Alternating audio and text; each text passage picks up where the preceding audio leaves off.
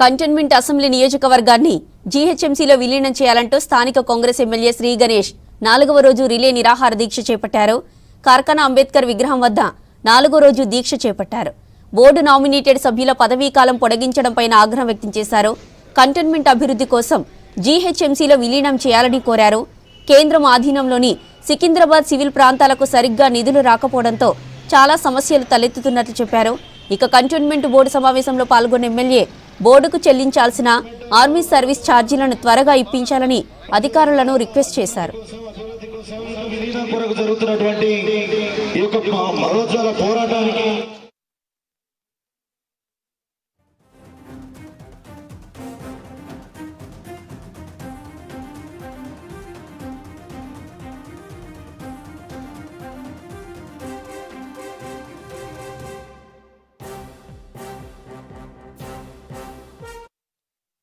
Local బాడీకి సంబంధించిన body మన కంటోన్మెంట్ బోర్డు కాబట్టి ఇక్కడ లోకల్ బాడీలో కూడా ఇక్కడ జరుగుతున్న విషయాల్లో నేను పాల్గొనాల కంపల్సరీ కాబట్టి దీక్షలో ఉన్న కంటోన్మెంట్ బోర్డుని మెర్జ్ చేయాలని జిహెచ్ఎంసీని అడిగినా ఇప్పుడు నడుస్తుంది కాబట్టి ఇది బోర్డు నడుస్తుంది కాబట్టి ఇక్కడ బ్రిగేడియర్ గారు ఉంటారు, ఇక్కడ సిఓ గారు ఉన్నారు, ఈ యొక్క సిస్టమ్ నడుస్తుంది. బోర్డు లేకుంటే ఉండదు కాబట్టి ఉన్నన్ని రోజులు అయితే ఇప్పుడు ఆల్రెడీ వాళ్ళు ఇచ్చారు. దీనికి ఏమన్నా ఇప్పుడు అంటే కేంద్రం నుంచే రావాలి కదా, మా ఫైట్ కేంద్రంతో అవుతుంది కాబట్టి కేంద్ర బీజేపీ తోటి గవర్నమెంట్ మీద మా ఫైట్ విలీనం చేయాలి.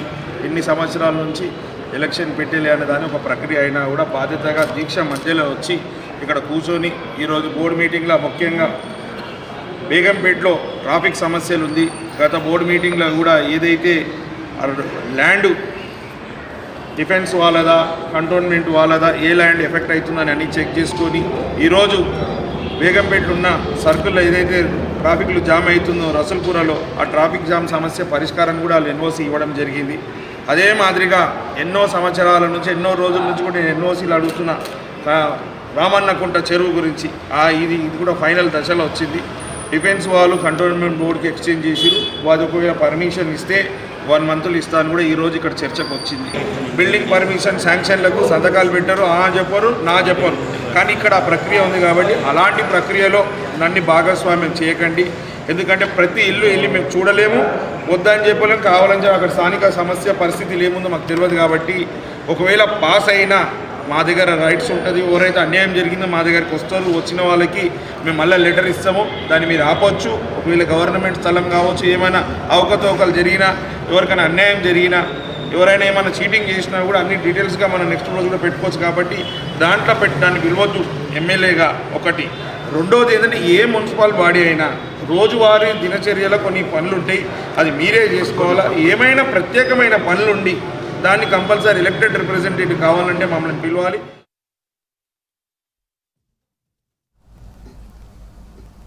ఎమ్మెల్యే శ్రీ గణేష్ దీక్షకు కాంగ్రెస్ సీనియర్ నేత మాజీ ఎంపీ మధు యాష్కి గౌడ్ మద్దతు తెలిపారు. కంటోన్మెంట్ అసెంబ్లీ నియోజకవర్గం జీహెచ్ఎంసీలో విలీనం కోసం ఢిల్లీ స్థాయిలో తన వంతు కృషి చేస్తానని హామీ ఇచ్చారు. కంటోన్మెంట్ ప్రజల డిమాండ్ను రాహుల్ గాంధీ దృష్టికి తీసుకెళ్తానని చెప్పారు. ఇక పార్టీలకు అతీతంగా అన్ని ప్రాంతాల కంటోన్మెంట్ ఎంపీలతో రక్షణ శాఖ మంత్రి రాజ్నాథ్ సింగ్ ను కలిసి రిప్రజెంటేషన్ అందజేస్తామన్నారు మధు యాష్కి గౌడ్. కంటోన్మెంట్ ప్రాంతాన్ని సమగ్ర అభివృద్ధి కొరకై ఇక్కడ నివసిస్తున్న పేద ప్రజలకి పూర్తి సౌకర్యాలు కల్పించినట్టుగా నీరు, ఇల్లు ఉండడానికి, ఇల్లు లేని పేదలకు ఇల్లు కట్టించడానికి కొరకు రోడ్డు సౌకర్యం బాగుండాలి, మీ పిల్లలు స్కూల్ పోవాలంటే మంచిగా ఉండాలి. కాంగ్రెస్ పార్టీ తరఫున పూర్తి మద్దతు తెలుస్తుంది. మీరు ఢిల్లీకి వచ్చినప్పుడు ఈ పార్లమెంట్ సమావేశాలలో గౌరవ మన అభిమాన నాయకుడు ప్రతిపక్ష నాయకుడు రాహుల్ గాంధీ గారితో మాట్లాడించడం, మిగతా పార్లమెంట్ సభ్యులు అయితే ఎక్కడెక్కడ కంటోన్మెంట్ ఏరియాలలో పార్లమెంట్ సభ్యులు ఉన్నారో వాళ్ళని కూడా కలుపుతారు.